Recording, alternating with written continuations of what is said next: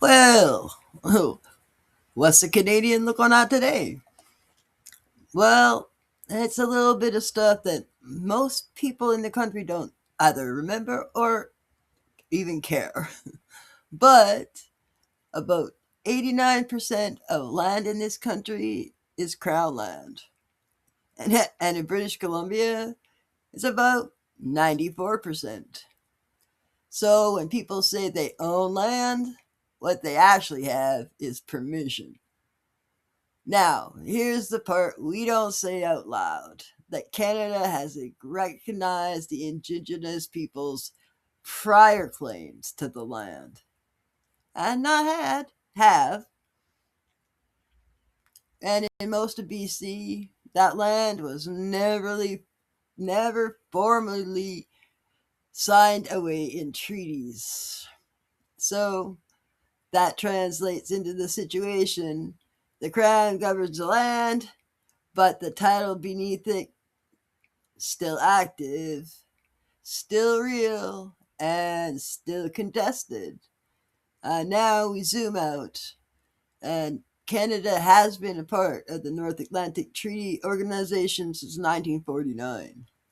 We've shown up Bosnia, Kosovo, Cyprus, Afghanistan, Libya for decades.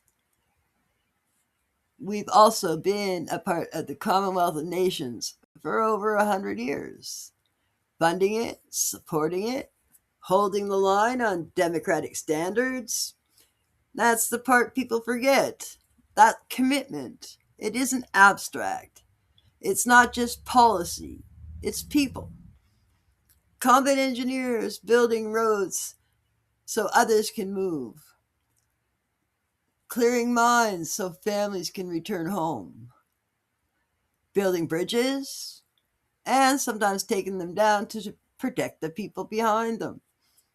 Providing clean water. Holding the line. Do the work that nobody else even sees. And what Canada shows up actually looks like? Well, when people suddenly start saying, maybe we need new alliances, maybe we pivot, maybe we switch it up. I got a question. Where was that energy for the last 75 years of showing up? Because I was writing the Queen for almost 50 years. 50 years. That's not politics, that's continuity. And that's the problem. We're making long term decisions with short term memory. Land, still unresolved. Treaties, still active. Alliances, still standing. Because people are still standing with them. But the conversation now sounds like, maybe we should switch it up. You know, history isn't a group chat, right? You don't get to inherit the land you didn't settle, treaties you didn't sign, and alliances with people who still serve, and then act like it all came from an unsubscribe button. I want to say this carefully because people I know who serve, they're not talking about shifting alliances. They're talking about whether they are supported properly while doing the jobs that we ask them for.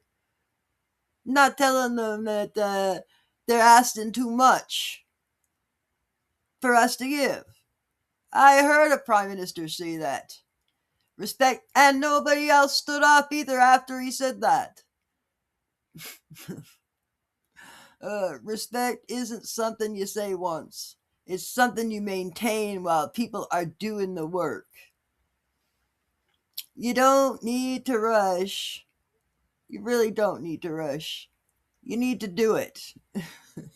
Right. Anyway, I'm Laura Briggs, and that's my time.